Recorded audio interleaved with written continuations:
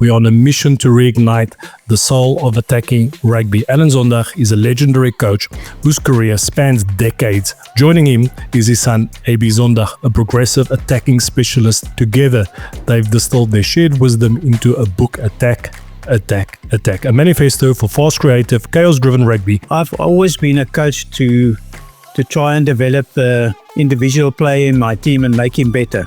I was only 36 years old, and I was actually sent to the most difficult province in South Africa. The three main principles we touch on heavily is speed, space, and connection. That's where the chaos comes from, because the chaos we want is the chaos in the defense, where they are scattered and they don't know where to go and they're not working together. It's important to say what good work Tony Brown is doing with the box. I think it's a challenge to try and change the way the box play. If they can't do that, you get the other one.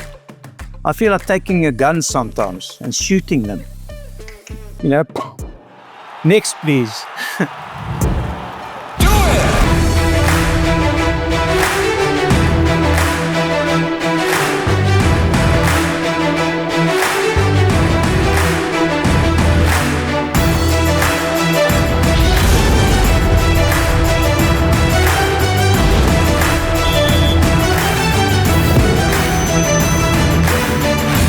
And welcome back to another episode on the Lessons from the Game podcast. Today we're thrilled to host a very special father-son duo.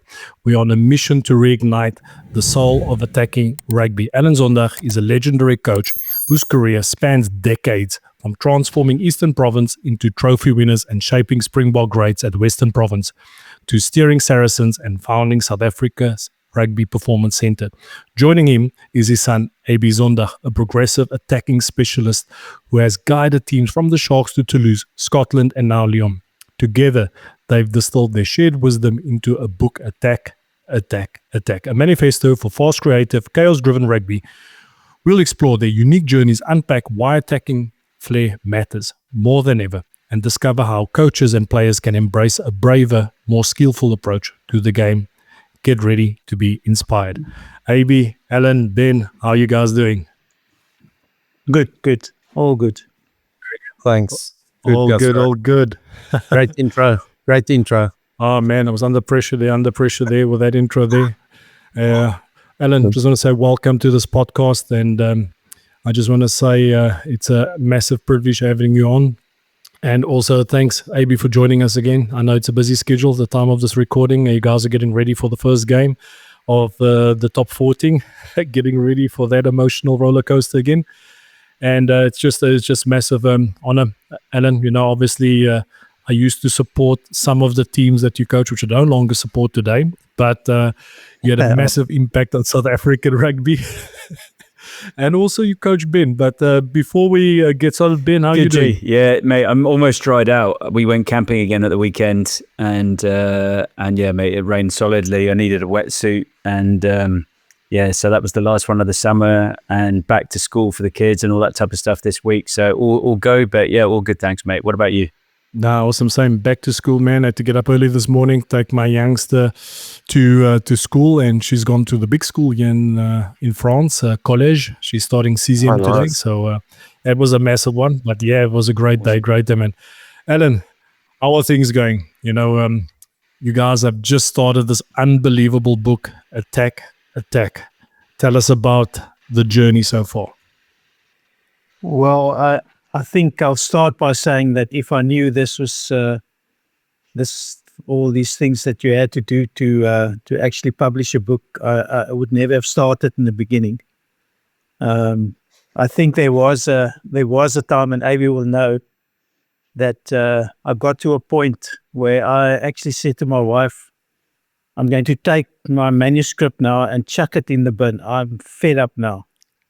And that next day I had to see the publisher. So I told Tim Richmond, I said to him, Tim, you know what I wanted to do this morning? He says, no, I know what you wanted to do. All the authors that write a book get to that stage where they want to chuck the whole book into a bin.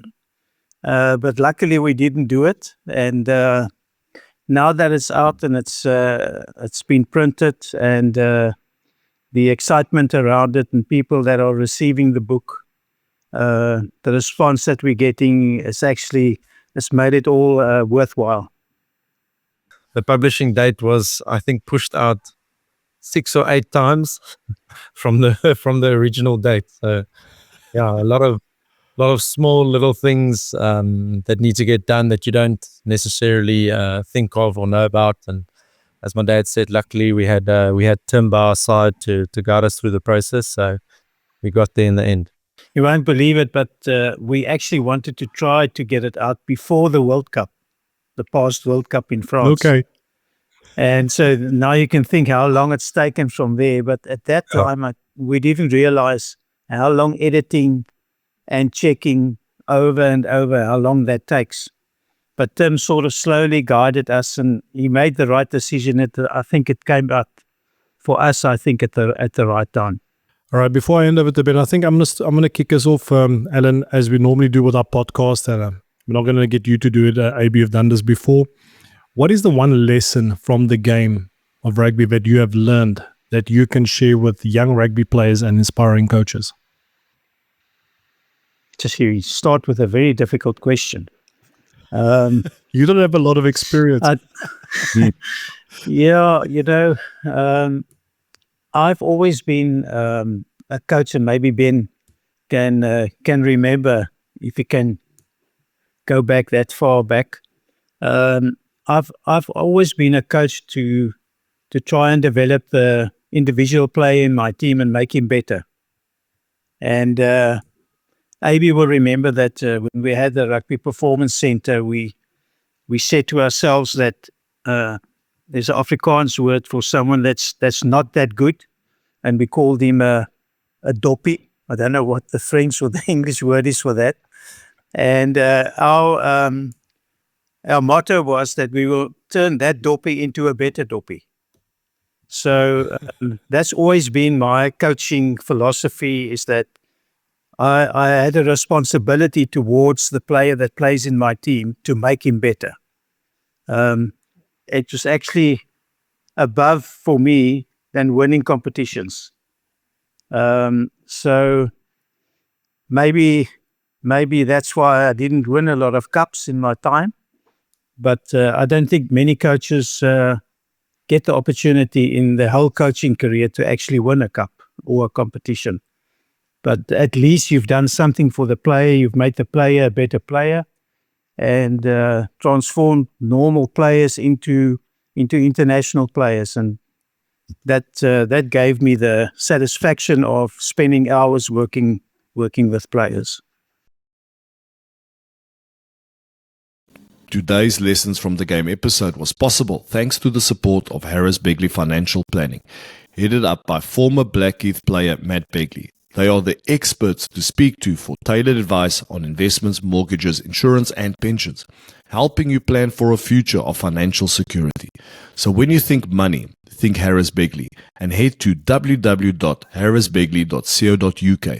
Approver Quilter Financial Services Limited and Quilter Mortgage Planning Limited, March 2025. And then before I hand over to Ben, if you can just maybe just for our audience, just so they can get to know you, but give a brief maybe summary of your coaching career, the teams that you coached, and maybe some of the players that you coached as well.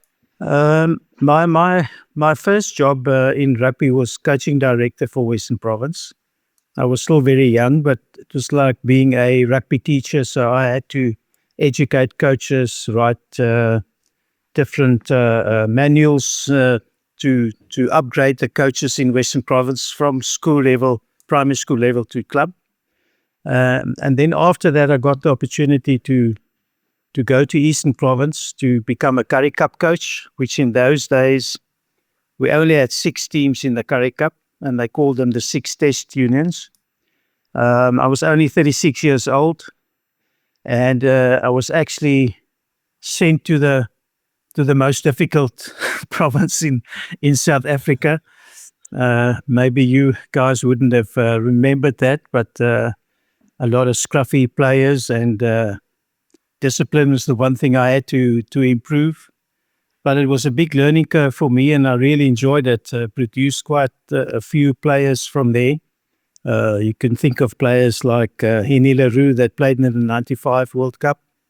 Can still remember I gave him his first game from UPE, which is now, what they call it now, the university.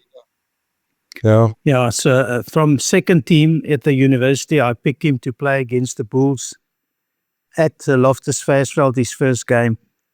And in that way, quite a few players came through and eventually played for South Africa. And then from there, I came back to Western Province, went back to club rugby again. And then from club rugby, I was asked to coach Western Province. And that lasted for about 4 years. And then after that, went to London Scottish.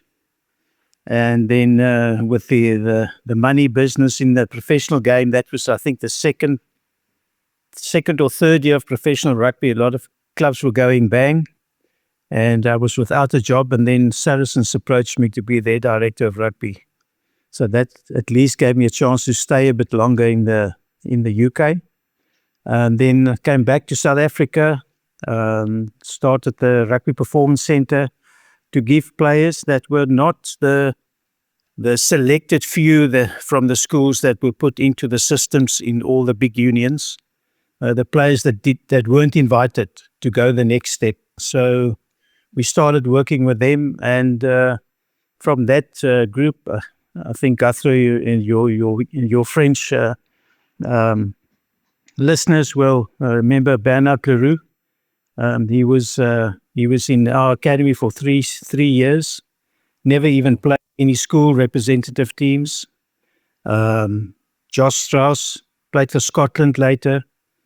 I think when he arrived at my academy, when I asked him to come, I think AB will remember, they were in the same school. I think he played fifth team at Paul Roos and became a Scottish international player. Carl Brown, that was the South African sevens captain for many years. And now there are two players still in the Bok team, Damon Lender and Gurthro Arendse. So there are many others that made it into the provincial setup in South Africa and went to play overseas. Maybe not for South Africa, but I think we had a good run at the Rugby Performance Centre. And, we had the players there 24 hours a day for 10 months, and we really worked very hard to improve their rugby development.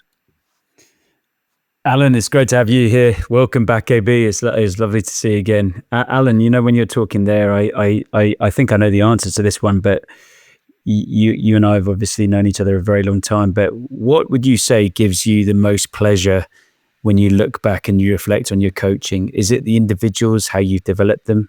Or is it the places you were? Or is it something else? What is it that really springs to mind as the highlight for you?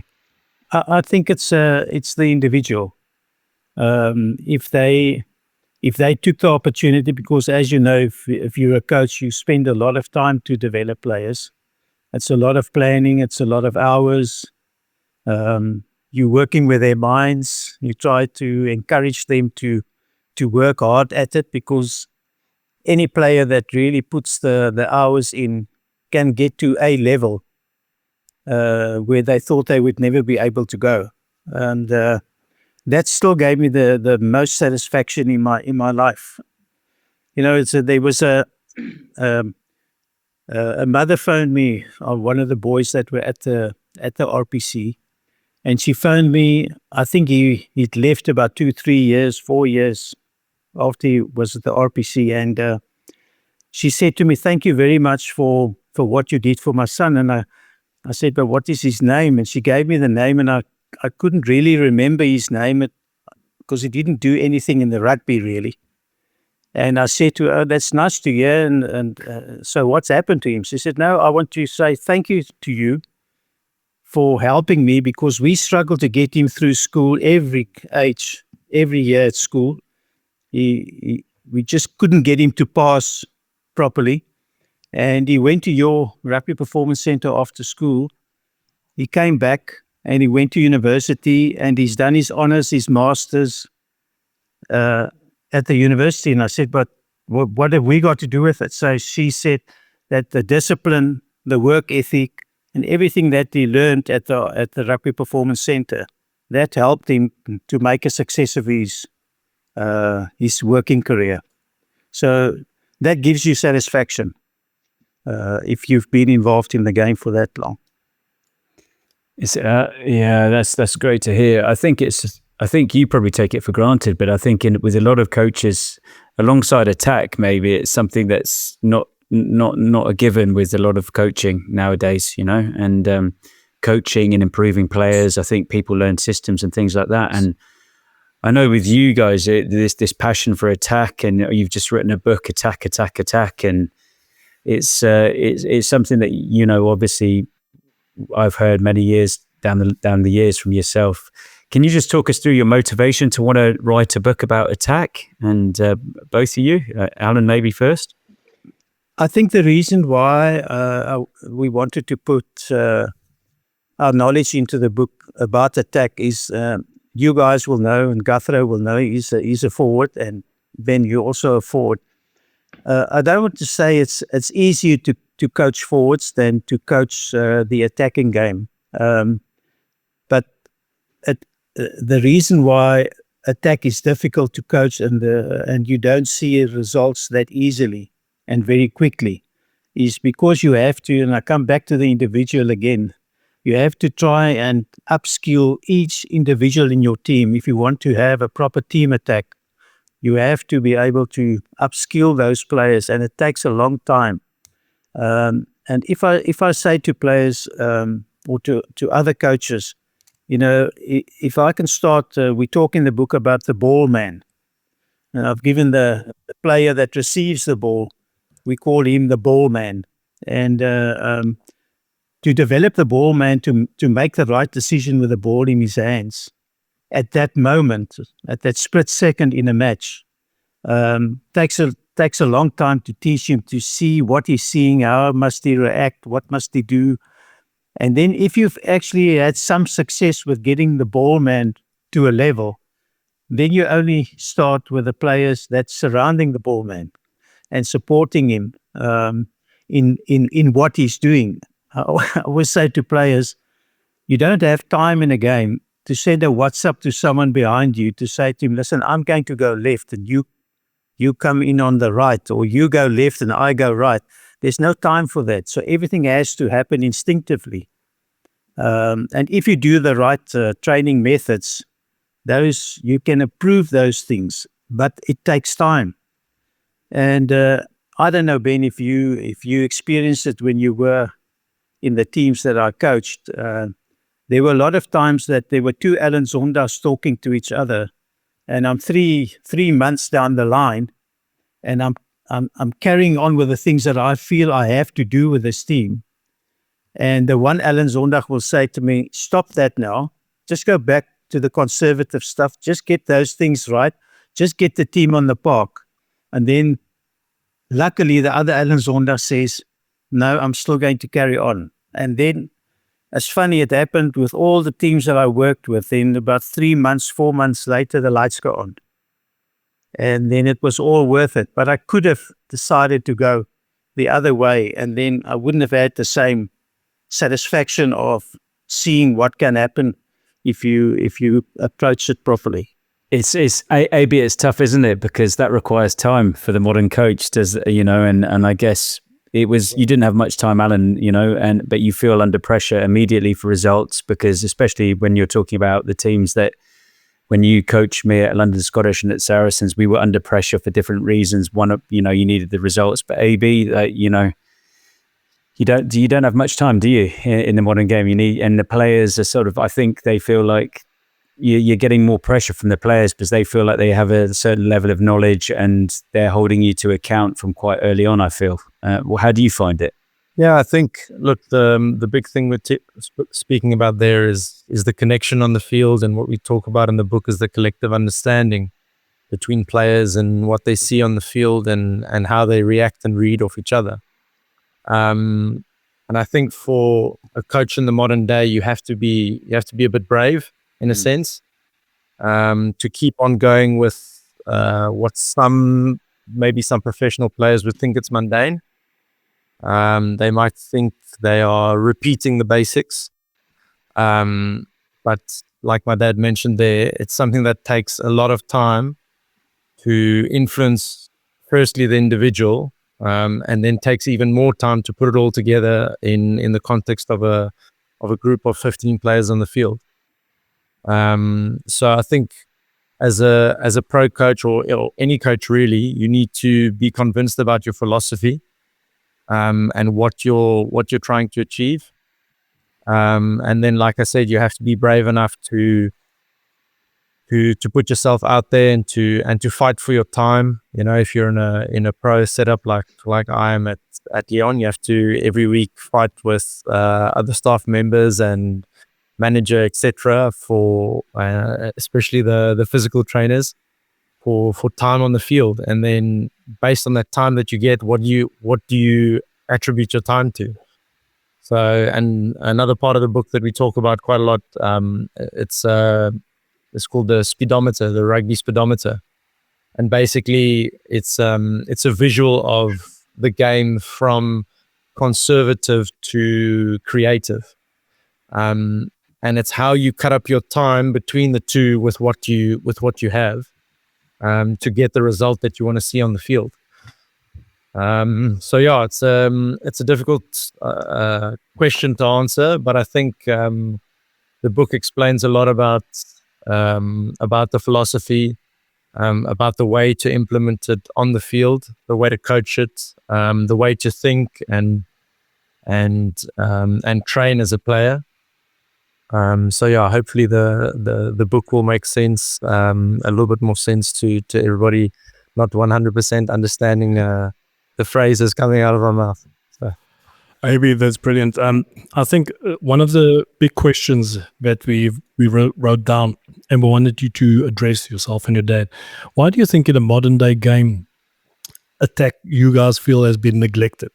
Is that the case? Do you think we are focusing way too much on defense than actually focusing on our execution on attack? I think, Gurthro, I can answer because I know what Dad's going to say. Well, what's that? No, I think, Gurthro, when the game went professional, we didn't really know. I mean, I was at Saracens, director of rugby. I had one assistant coach, and that was the third year in professional rugby. It was only me and him. And he did the game analysis for me, and he did the defense for me. And the rest I did. I did the scrumming. I grew up like that. I did everything. The scrumming, the line-out, the fitness, the skills, the team play, did everything. And when it went professional, you remember that a lot of rugby league defense coaches came into the union game. And they actually changed the way we saw defense. Before that, you would do your defense and you would work out how you're going to defend from a line out or a scrum or wherever it is on the field. But we weren't that, specific on how we wanted to coach defense. But they brought it in, and then suddenly it changed. And the defense is very well coached in world rugby. As we sit here, it's very well coached, and I don't have any problems with that. No problems. For me, as a attack-minded coach, I see it as a challenge to try and break that down. And that is what we try to explain in the book, is that we can't say, but you can't get through the defense anymore. Or people say the field's too small and there's no space available. But we have to go back, and we try and explain that also in the book, that you have to see what you can do to disrupt the defense. And that's where the chaos comes from, because the chaos we want is the chaos in the defense, where they are scattered and they don't know where to go and they're not working together. We get to that point so that we can find the space to play in. And so what we've done is to try and see if we can give the coaches the tools to be able to build their attack gradually. It's not something, you're not going to take something out of the book and go and implement it tomorrow and it's going to work, because the individuals in that system that has to make it work, they're not up to scratch yet. So we give them the tools to slowly build their team attack. And I'm not against people playing a conservative game, because you can only play with what you've got at that point. So if you use a lot of structure, a lot of players that aren't that skilled feel comfortable because he's got a specific job to do in that structure. But while you're doing that or letting them play like that, you have to keep on improving your individual players in the team. Otherwise, you're never going to get them at a different level, at a higher level. So that's. I don't know if that answers your question, but No, that's brilliant, Nath. And I would like to get AB's point of view as well. It'd be great to get the Constrol's experience with the young blood.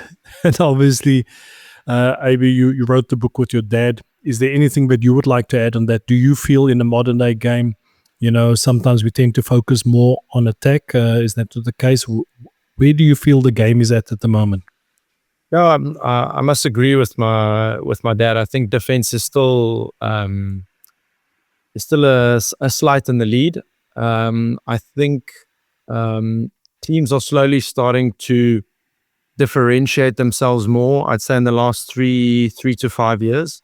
I think before that there was a certain style of play, and you couldn't really see the difference between one team and another. Whereas today, I feel teams are more playing towards their strengths, their DNA, what they have available, and obviously that's also attributed to the coaches that they have and the philosophies of the coaches. But I feel like there's more variety coming into the game, especially the professional game, and that's the exciting part for me. I don't want to watch rugby every week and see the same thing over and over. I want to watch the Bristol Bears and see something I've never seen before. Then I want to watch Bordeaux and think to myself, they've probably never practiced structure ever in their lives. That's the contrast that you want to see on the weekend. And again, it comes back to how do you build your team so that you can achieve the attack that you feel is best for your group. And I think the book is built on a big foundation of basics that you can achieve any style of play, or you can improve any style of play and work towards the style of play that you want to implement with the foundations that are in the book. Alan, I'd love to know, would you love to be coaching nowadays? With the S&C coach, the strength and conditioning coach telling you, you've only got 16 minutes doing this. And I'm pretty sure you wouldn't sort of put up with that, or you'd have quite a strong opinion back, or there'd be some quite stern dialogue between you two, or robust dialogue between the two of you, I guess. What's your view of that? How would you manage that, first of all? And would you like to be managing in that situation? Yeah, I had the opportunity when I was asked to go to the Bulls, Gurthro's favorite team, as director of rugby. Yeah, it's a great team. I was out of the professional game for quite a long time, and certain things that I experienced in that 18 months that I was there, I had a lot of questions to ask. Why are you doing it like this? And why are you putting your program together in a week like this? And then the answer was, most of the time it was, everybody's doing it like that. And I'm one of those persons. I don't accept the norm. I always ask myself, is there another way to do something better? So I just don't follow everybody in what everybody's doing. You learn from that, but you have to come up with something new. But to get back to your question, it was difficult for me because I felt that the emphasis on serious things or things that really needed attention, the time was not there for that. And AB, I think, experiences the same thing. But if I'm the director of rugby, my SNC works for me.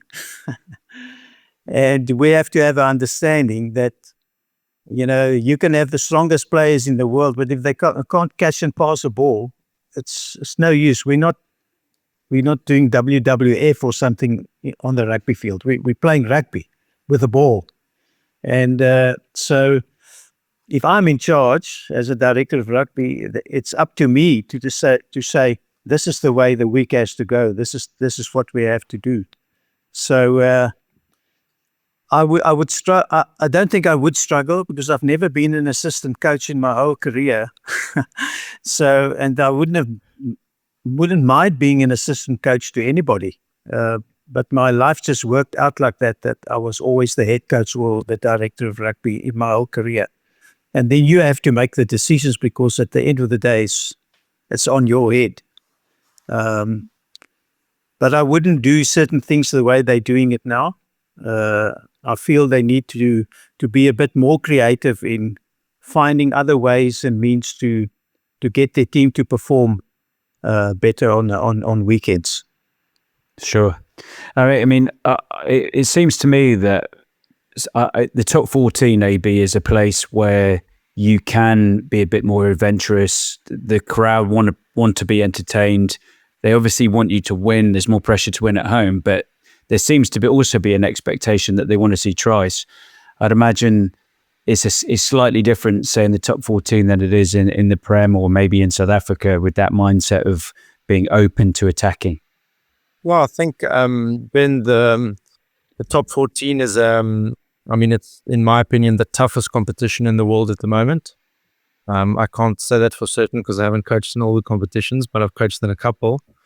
And it's definitely it's the longest season, and it's an attritional season because the players there's heavy packs of forwards, but there's very, very fast outside backs. So it makes for a good mix, which leads to attractive rugby. There are a lot of line breaks, lots of good counter-attacking teams. So yeah, the top 14 again. It's I like the fact that there are multiple different teams with multiple different styles, and sometimes it's a bit of the old Bulls Gurthro where if you go to Toulon, you're gonna have to grind it out to try and get a win over there. It's not going to be easy. They're not going to take chances and chuck the ball around. Whereas there are other teams in the competition where they are willing to take chances. Like for instance, use an example like Po, which I think is a team that's really finding their way, especially on attack. So yeah, it's a competition that demands a lot. And as an attacking coach in this league, you have to be prepared to always be evolving and always change, so that you can not necessarily stay ahead, but so that you can just stay in the game. AB, I want to pass the buck. I got my book. Thanks for that. Definitely going to be, as I've mentioned to Ben, it's time for me to level up as a coach. I'm not going to remain a scrum coach. Time to get the forwards attacking more, playing with the ball in hand, and being more creative and dominant at the same time. But AB, I know there's lots of great principles in that book. Is there maybe 3 core principles that you can share with our audience that you guys are discussing in this book?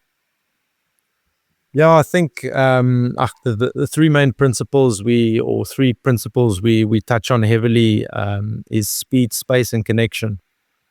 So those 3 principles are kind of obviously it's very broad, but if you can constantly come back to those 3 principles, no matter what scenario it is you're coaching or looking at or analyzing, I think it's a good guide for any attacking coach or even any player analyzing himself, to ask himself, am I attacking space? Am I doing it at speed? And do I have people around me connecting with me while I'm doing it? So yeah, those are for me the three core principles in general. But the book is full of principles, full of tips and helpful, I want to say, philosophies. Okay. Yeah. Well, hopefully in the top 14, I think luckily it's in English, so I don't think you'll have too many coaches reading the English version. Otherwise, they'll say thank you to afterwards. Alan, I got a question because, we talk a lot about Ben taught me this word, all right, Ben GPT. He taught me this word called skills acquisition. All right. So that's going to be a difficult that's a one. big word for like, what do you talk? That's going to be what. So I would like to ask you this one, Alan, for yourself now in the modern day game, you guys written this book. What are the skill requirements for forwards in your mind when it comes to attack, and the skill requirements for backline players? Should they be doing more morning sessions with the forwards? Maybe, I don't know. I think there's something you read in the book, and Ben knows this because he knows Pierre Villepre well, and I try to encourage coaches, and we do that in the book as well, to spend more time on the movement game, and that includes the forwards and the backs. It includes everybody, and that is the simple thing of moving the ball and players moving, the movement of the ball and the movement of the player. And it sounds very simple, but if we don't spend enough time on that, you're never going to get a team that will have fluidity, that will be able to keep the ball in the air as long as possible. You won't have enough players that will make the right decision with the ball at that moment. And I see that every weekend. If it's a normal club game or I see an international game, especially you, Gurthro, and the forwards with the pod system. AB and myself talk a lot about the pod system, and we don't always agree. But I wish I could press a button when a team is on the field, say the Boks against Australia or whatever, and there are 3 forwards going to stand in a position in the pod. And I wish I could press a button and then everybody on the field is frozen, so they can't move where they are. They can't say anything, they can do nothing until I'm on the field. And I can walk up to the pod and say to the pod, I just want to ask them a question. 60,000 people in the stadium. Why are you standing here? Where you standing? I don't know if I'll actually get an answer. He might say to me, no, we've got a pod. But I want to know, why are you standing where you are standing? Are you standing in the right position? Are you there because of what's in front of you? Are you there because you think this is the best place to stand? Or is it just thumbsuck? I'm forming a pod.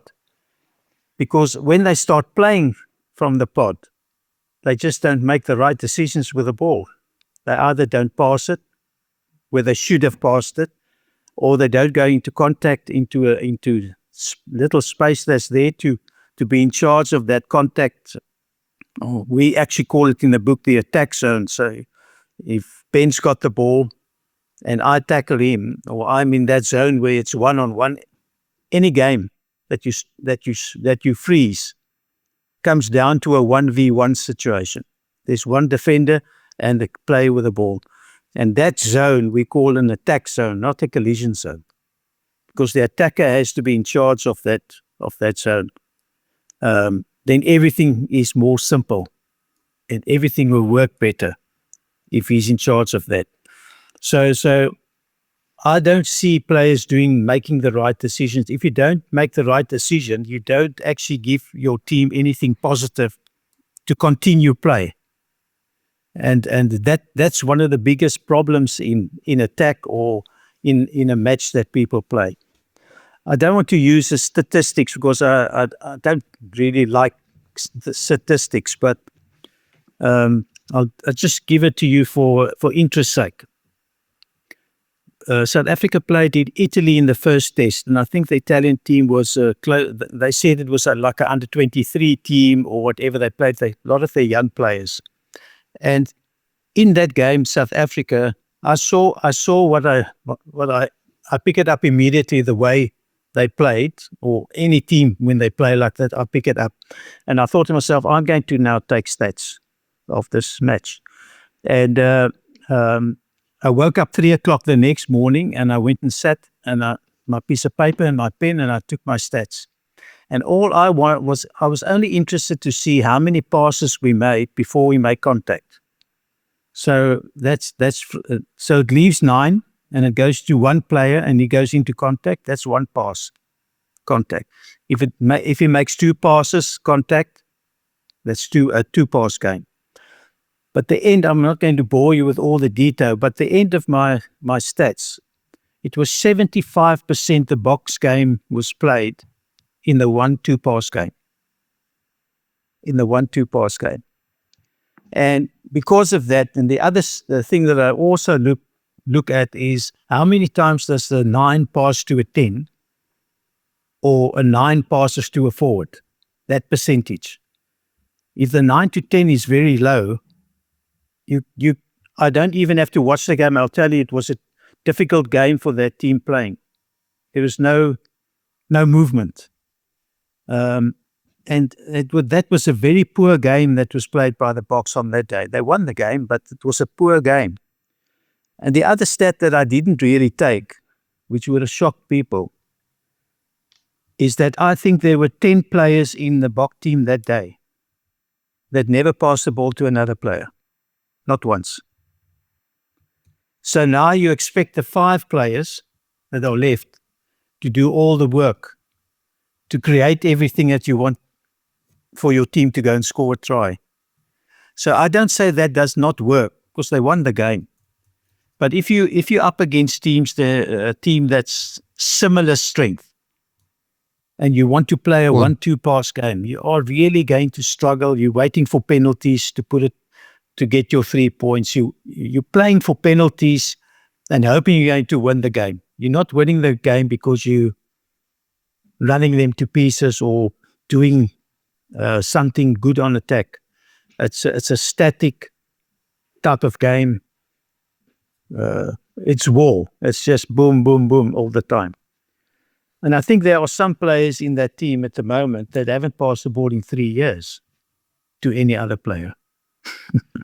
So, and I'm taking the Springboks now as an example, but I can take many teams in the world that play, club teams, top club teams, where certain players have never passed the ball. So that's not the way to play rugby. It's super challenging because I What do you think, think, Alan, no, well, loads of things, but I mean, I think people want to see exciting rugby. I think they want to see a variety of games. You want to see a forward pack that can dominate and can maul and do all those things. You want to see an excellent goal kicker. You want to see an amazing guy who can kick a drop goal and win that clutch game. You want to see the skill. You want to see a man beat somebody. You want to see the small guy step somebody and have the pace. And that's why we probably all fell in love with rugby, because everybody could play. But also we need a product that people want to watch and people want to play. And I think you both touched on a point where, and AB, you were talking about it before, too often, and I see it when I go and coach at lower level teams, they have a fixed game model that isn't based on their personnel. And if I was playing, to your point just now, Alan, I would be really bored because I wouldn't be expected to pass the ball, make any decisions. And so I think as custodians of the game, we have a responsibility as coaches to make it an enjoyable game and a game that people want to play, where the players are challenged, where they excel, where they develop skills, where they don't just learn a pattern of play. And also at the same time, as a result, I think people want to come and watch it, and the owners want to invest into it, and the sponsors want to invest into it, because it's actually visually exciting and different things can happen and all those sorts of things. I had a question though connected to that. It's AB, you've coached international rugby with Scotland, And Alan touched on something there, that maybe it takes a bit longer to build that connection in terms of attack, and defense is easier to coach quickly. So when you're in an international environment and you don't necessarily have very long with a team, do you have the time to implement a cohesive, exciting attack strategy, or do these international teams just have to revert to something that's quite basic, quite simple, and all be on the same pitch, same page quite quickly? Yeah, I think I was quite lucky at Scotland because there were only two home-based teams. So Scottish rugby is very good at sharing knowledge amongst them, and preparing their players in the off season for the international period. So a lot of work was done with individual players in between those periods. Coaches would be, cross-pollinating. The international coaches would be in and out within those two teams. And at the same time, we'd also be spending time visiting the international players. I think of when Finn was at racing, etc. So there's a lot of work that gets done behind the scenes to prepare players for the way that Scotland wants to play on the weekend. And I think that goes for any international team, really. But I think the key is that it's exactly as you say. You might come together, you might have 1 or 2 weeks, and then you have to play your first game. So the key is to come up with something that most players can just kind of fall into, but at the same time that you can create a model that that allows your players to express themselves. So if it's Finn Russell playing for Scotland, then you might let the ball pass more through Finn Russell's hands than through the forwards' hands, for instance. And you see that now with him playing at Bath. They're very much forwards of 10 kind of team. And I think Finn Russell probably touches the ball more than any other player on the field. So there's my point. It just depends on. Alan, I just got a follow-up question for you, because I think, AB mentioned, and you mentioned as well, in terms of, we talk about the pod system, the forwards. Okay, so obviously I come from an era with the Bulls, we just broke down that wall. That was our strategy. And I learned how to pass when I came to Toulouse for the first time. I was told to pass. I'm like, why do you want to pass? Don't you want me to hurt people? But okay, that's another era. But you spoke about, that we like to talk about the tactical awareness. So that means for us, it's similar to what you guys talking about, the spatial awareness, like knowing what you need to do. You spoke about the pod system, the guys not passing when they're supposed to, kind of forcing that. And what we do see sometimes in the modern day game, we talk about this awareness, this ability to scan. Sometimes players are not listening to what the 10 is saying, and sometimes the 10 is not scanning what's happening in front of him and not reading the situation on attack.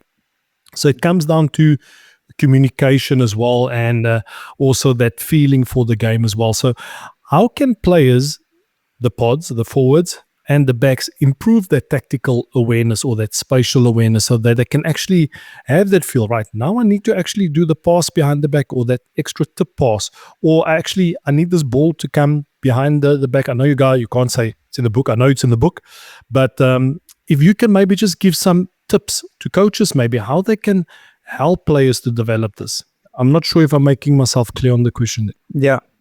It's a difficult part of the game to coach, and I think we're saying it a lot of times now, that some of these things take a long time to develop amongst your players. But if a player says to me, you get a player who'll say to me, but where must I stand?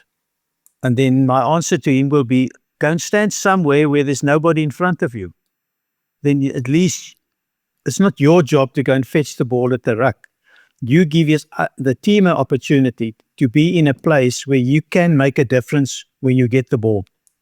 So that's the best position to be, where there's space. And a lot of the players don't. I'm not criticizing the pod system. We talk in the book about different types of pod shapes that you can use, and you have to develop your team in such a way that the player individually can decide. What I see in front of me here, there are 4 players bunched up. Maybe I should stand just opposite the 4th player instead of standing between 1 and 2, 1 and 3. Because if I go in with a pod of 3 into between 1 and 3, it's 3v3, and the players on their feet are still the same. That's on the fence. So you're not minimizing the numbers by what you've done.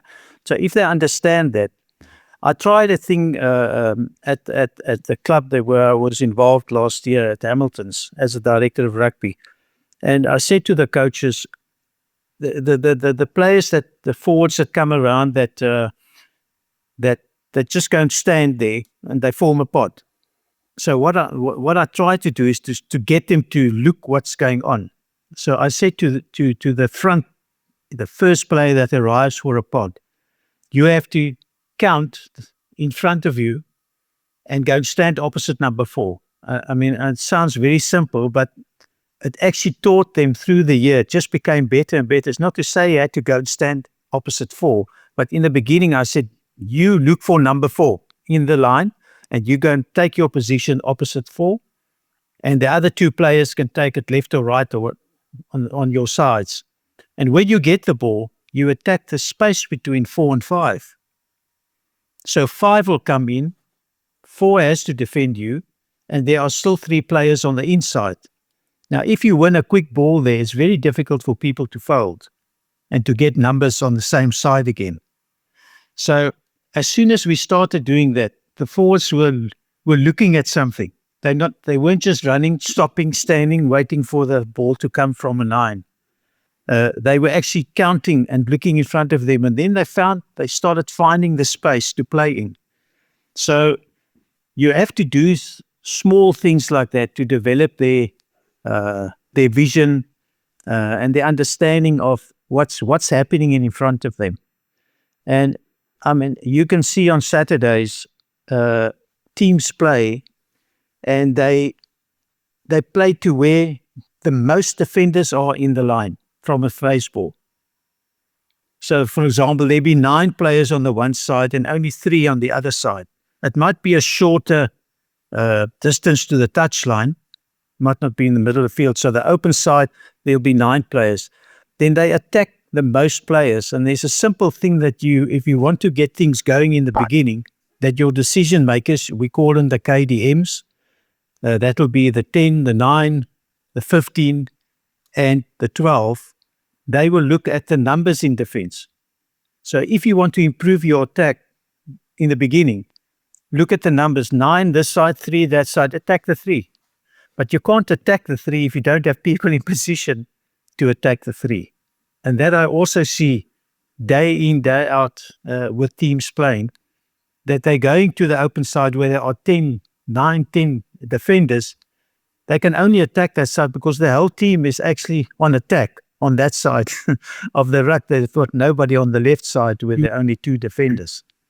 But there was a situation in the World Cup, and the Boks were playing, I'm not exactly sure who they were playing against, and they had a line-out on the other side of the field, and they played at the back of the line-out, and they played again, and they ended up in the middle of the field opposite the left-hand post with a ruck. And I think Reignite was still the Scrumhalf that specific day. And the defensive team, and that's the international team, had 1 player forward on the side of the ruck. So there was 40 meters to the touchline. And you couldn't see any other players in that part of the field. And Reignite came back and then had to play the players on this side where all the defense was waiting. He himself could have just picked up the ball and actually ran around and scored under the post because there was no one there. So, but they don't see it. It's they don't look up and see the space is there. Let's use the space. But you have to have people in position.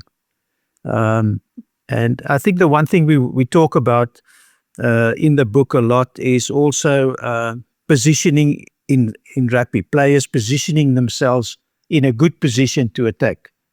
It's not a well-coached part of the game. I actually make a statement. It's the worst part that's coached in the whole game, is to teach players where to be, in what position. Do they have to be left, right? Do they have to be behind someone to make a second line to stack the attack? Where must they go? If every player just thinks, am I in a good position? I can do something for my team. If I'm in a bad position, it's going to be difficult. We'll have to work through that one. If you get a pass and I'm in a bad position. So I don't know if that answers your question, but it's something that you have to continuously work on. But these things take time. No, thanks. That's brilliant, Ben. I know you got a few more questions. I've got too many questions now, actually. Thanks for the but I think AB was about to jump in. AB, were you about to say something? No. I was just going to second on that. I think the bottom line is to always be useful. Yeah. So if you're a player on the field, keep in mind, how can I be useful in this situation right now with my positioning, not necessarily with ball in hand. So if I'm at the ruck, and I know my dad doesn't want to hear it, but am I cleaning someone past the ball? Am I holding someone in? That's me being useful. So everywhere on the field, you can be useful on attack to create space. But honestly, there's quite a few things, Alan, that you said there. So I mean, this question is naturally for AB because he's coaching in the top 14 with Lyon at the moment. Does the current player have the autonomy and are they allowed to make themselves useful, or are they told, I've got to stand here? That's I think maybe with Lyon, with you guys, it's a bit more open, but I think in some of the structured teams in the UK, I think they're very rigid. I don't think that individual thought is even allowed. I've experienced that, and I experienced that a lot. If we go down into our schools rugby, our club rugby, and that I see the coaches get upset next to the field, and he would shout at the player to say, I wanted you to be there. But it's not for the coach to decide where that player has to go, because he can't predict what's going to happen 3 phases down the line. So that is very robotic, that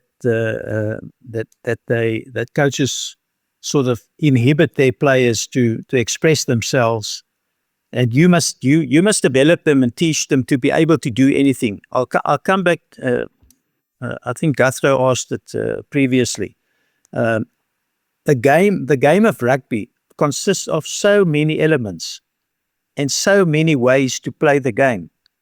And I said that on a talk last week. The question came to me because they see me as this rugby romantic. I am maybe a rugby romantic, but you have to do the right thing at the right time that works at that time. So if it means, and Gert Small, my big friend, was sitting there, and I said, if Gert gets the ball and he sees me in the game, he doesn't have to sidestep or do anything else. He's just going to run over me.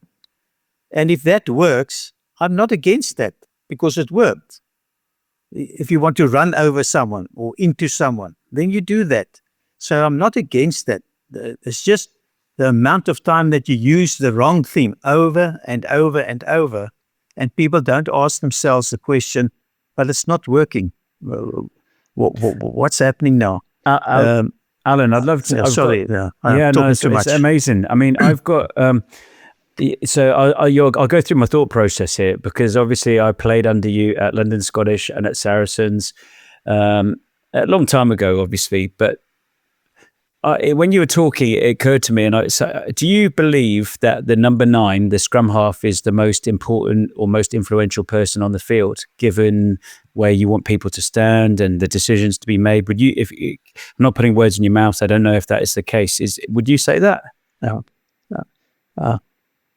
I'm glad you're asking that question, because I can improve most teams' attack by just spending time with the 9. Yeah. And the small things that they don't do right. And unfortunately, it's happening now with Grant Williams. I don't know if AB will agree with me. I think he's the best scrum half in South Africa. But something's happened now that he is delaying when he gets to a ruck to play. So he's got one job to do. Any scrum half has got one job to do. If you go into contact and there's a ball that's coming from the ruck, he's only got two things that he can do. The one, say the third one is to kick. So let's forget about the kick one, but to play, if you want to play. When he gets there, the ball must leave that ruck as quickly as possible. You don't have time to put your arms in the air and have a quibble with the referee. You don't have time for that. You don't have time to ask someone on this side, to come and stand in position. You don't have time for that. Because if you do that, a lot of scrum halves do that, you see them pointing at some forward standing there, he wants him closer or further. While he's doing that, the opposition doesn't go for a tea break and then comes back when you're ready to pass the ball. No, they're getting into position. So it's milliseconds that you lose by getting the ball away while they are not properly in position. And so he's not playing he's not passing as quickly as possible. It must be quick and fast. It must be gone. If he wants to play himself, it must also be playing, not this little jog and then pass. Yeah. And they've taken up 4 meters, the whole line for defense. Where are you going to go? This is going to be one pass to Gurthro, who we expect now to run over 3 people. That's all he can do. So you're 100% correct. It's such an important position for speed in the game, is that your 9 has to do things fast. If they can't do that, you get the other one. I feel like taking a gun sometimes and shooting them. You know, next, please. So, Put the next play. That's a good time to interrupt. Next one. That's a good time for me to interrupt. Of all the good time, maybe the only good time to interrupt before you incriminate yourself. But so, G, I don't know if you Alan coached Province. I think it was '96. It was that time, and correct me if I'm wrong, Alan. But you gave people like Brayton Paulser, Conor Cricker, Percy Montgomery. I don't know if he was still playing at 12 maybe then, was he? But you gave all those guys, you brought them into that. No, he was 15. Okay, so you brought them into the Province team then.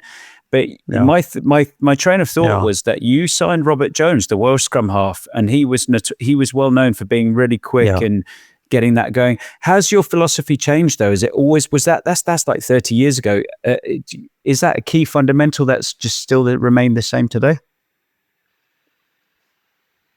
With a specific player? Yeah, with that speed. Like you identified Robert Jones as a 9 who could play that way for you, given what you just said about the importance of having an incredible 9 who's lightning quick with getting the ball away. Yeah. No, that's always been my philosophy. That hasn't changed. If I had to close the game down, then that is something that we've practiced. And I think you hear this a lot, that you cannot play fast if you don't train fast. So you have to train fast. And it's not only by doing things fast, it is thinking fast, recognizing things quickly. I think AB will tell you his biggest job when he got to Scotland was to get the players to try to see the same thing that Finn Russell sees. And you have those players in your team. I had a young Peter Rousseau, Ben, you will remember, in the old days. And I think I was on the red carpet, I don't want to tell you how many times, by the board and the president and everybody. It's either you or him that have to go. And I said, this boy will play for South Africa one day.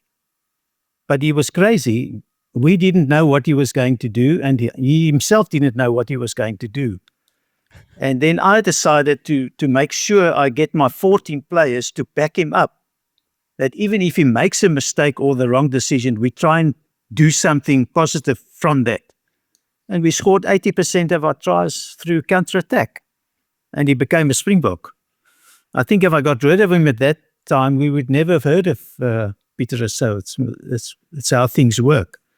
but you have to encourage that type of play, and those type of players, instead of telling them no, you know, don't do this, don't stick to the game plan, stick to this, because people are sitting in the stands, they want to see a Colby create magic, or Arendse, or a Finn Russell, or you know, these top players in the world that can really create magic. You want those players to really express themselves.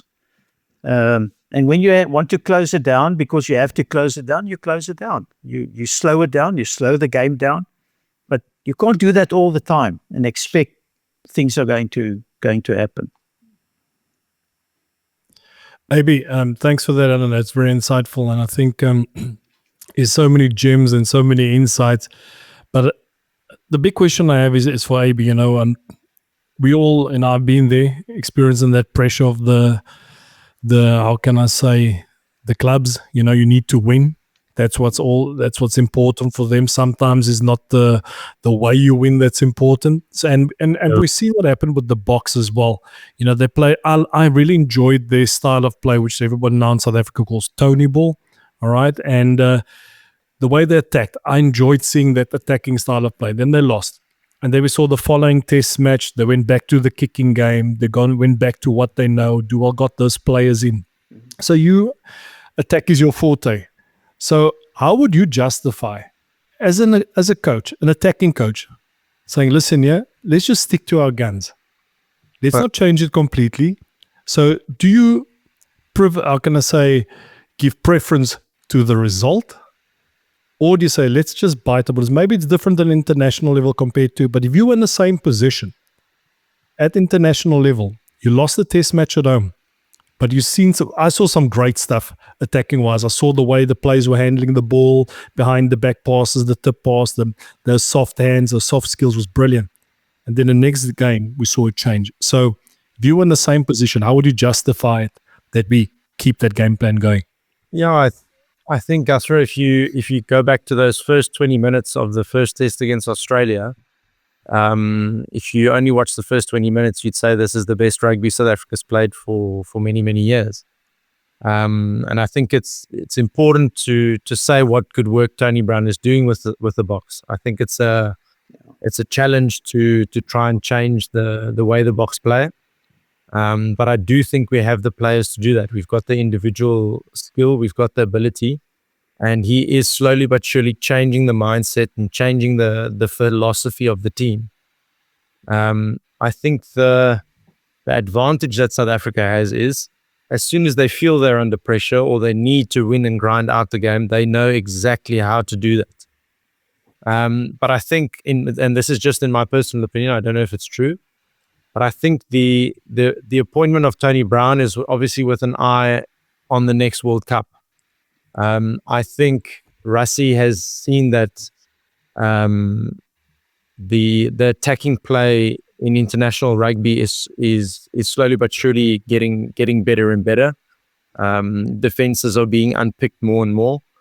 And I think he knows just as much as the other teams that if they play the way they've been playing the last 8 years, they're not going to make semi-finals and finals. They need to add a new and another dimension to the way they play, which we've seen glimpses of in the last 8 years, but it's not something that you constantly see in every game. And that's why I say I think it's a big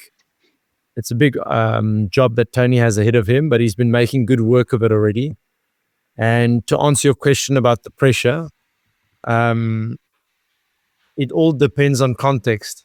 So I think context-wise for South Africa, Rassie Erasmus has got enough money in the bank to continue to take a risk and to continue to lose quite a couple more games for the greater good, which is probably to win the World Cup again.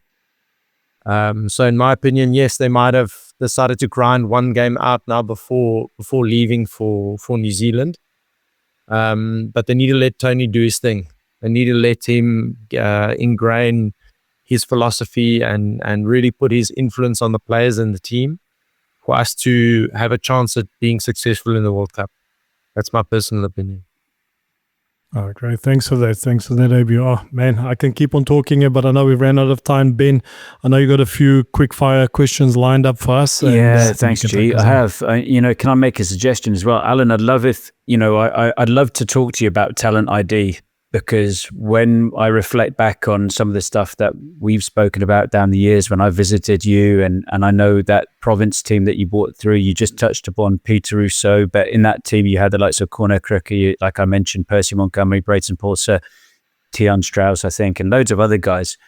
And then you mentioned Damien Dialende came to your academy, your Rugby Performance Centre, and Kurtley Aronser and Bernard Leroux, identifying all these players. I'm not sure there's many people out there who have such an accurate eye, and I'd love it if you can come back again and maybe do a short form with us and just talk through about how to identify talent, what you look for, how you do that, because I don't want to do it a disservice now, because I think that's a whole nother pod, and I don't want to rush through that. But I guess I'd love to know. I can give you a short answer. I can give you a short answer. Then you'll come back anyway. And I don't actually know what it is. But I'll give you a short answer. Maybe people always ask me that question. A game will be played, and then I would say, that player, he's got it. He's got something. And I call it this. And I don't know what it is. He's got this. And I don't know what I see and what it is, but he's got this. He still has to go away to go, but he's got it. Nice. Well, okay, maybe our short form has now been cancelled. Yeah, just G is cancelled. The short form's cancelled. Yes. No. In France, you see all the old French, the old Frenchies. When they see a good player, they look at each other and they go, Je sens quelque chose. Sans la règle. Quelque chose. So Alan, AB. Yeah. Thanks, G. Of those players, can you talk about some of your favourites that you coached, down these years? You've coached some world-class players, but maybe of that first era that you had in South Africa, who stands out for you? Like whether they were just a joy to coach, whether they just applied themselves, or anybody in particular stand out for you? And then maybe one on your travels as well in the Northern Hemisphere? Peter Rousseau, I enjoyed trying to not change him, but trying to solve that problem and to get him to be a good player. But there were many players. I don't really like to single players out. When we wrote the book, my editor said to me, "You must write your 15, not even that I've coached, but the type of 15 players I would like to have. I don't want to do things like that." But I mean, when I arrived at Saracens, I'm not sure if you were there. Thierry Lacroix was sort of on his way out. He left Quins, came to Saracens, and he was bored before I actually arrived, but he wasn't there yet. But the first day, he came late for his first training session, so the two of us had a big discussion after that. But he was the type of player that, with his experience, that I enjoyed so much working with, because he was just an unbelievable, intelligent and skillful player. I still remember we played Northampton, and my young number 8 that we had to play that day had a fight with Tim Rodber, who played for England, and he smacked him, and my young player was sent off with a red card in 10 minutes. So, I mean, you're playing away, and it's very difficult to win. So we sort of grinded it out till halftime, and then when we got to halftime, I said to the whole team, "Drink your water, do your thing, just relax. I'm just talking to Thierry." So I said to Thierry, he must do this and this and this. And at the end of the day, we won the match because of him. He was such a good player. No, I don't know. There are quite a few players, but I mean, Michael du Plessis, who you might remember, he was just a brilliant rugby mind, skillful, fast, aggressive. He could do anything that you wanted him to do. It was also a case of you thought you had the team ready for Saturday and they all on the same page, and then Michal changes it in 5 minutes on the field. But you just had to let him go because he would just make up his own mind. But he was a very, very good player. Alan, I was on the bench for that game at Franklin's Gardens. Yeah, but now I know what actually happened. Oh, you were? yeah, it was. Yeah, Alan, we've run out of time. Oh. You know, it's been amazing having you guys both on, and I know you did the lesson from the game at the beginning. AB, can you sign us off? Can you maybe give us one sort of lesson that for you has been, you know, your key takeaway and lesson from the game so far? For me, probably personally, it's to keep learning. Keep learning. Never think you know anything. And yeah, keep learning every day, evolve, be creative, and just upwards and onwards, as my fellow friend Paul Anthony used to say. Awesome. Thanks for that, AB. AB, I just want to say thank you to you guys for joining us. Alan as well. It's unbelievable. Could have gone on probably for another 2 hours, but I know you need to get back first day at school as well for your kids as well. Likewise this side. Just quick question. What I would like to know, we know it's available in South Africa. Attack. Is it available for any international listeners, especially in Europe? Is there a way they can go about? Can I just go directly to your website? Yes, yeah, they can go direct, directly to the website. www.azrugby.com. And we'll add it in the show notes, so don't worry, guys. We'll add it in the show notes, the website. Yeah. And we just like, before we sign off and thank our guests, just like to ask every single one of you that is listening or watching this podcast, please make sure to like, follow, and subscribe. And also Ben and myself, we got our communities now on School, where we are connecting with everybody who's passionate about rugby, mindset, resilience, and Scrum. So please DM us on our Instagram accounts with the word School or Community, and we'll send you the link. AB, Alan, thanks for taking this time with us. We learned a lot, and I'm definitely looking forward to reading this book to create attacking and destructive forwards here in France. Thank you. thank you. It's a pleasure. Thanks, Ben. Thanks, Alan. Thanks, AB. You guys. Good to see you. Do it!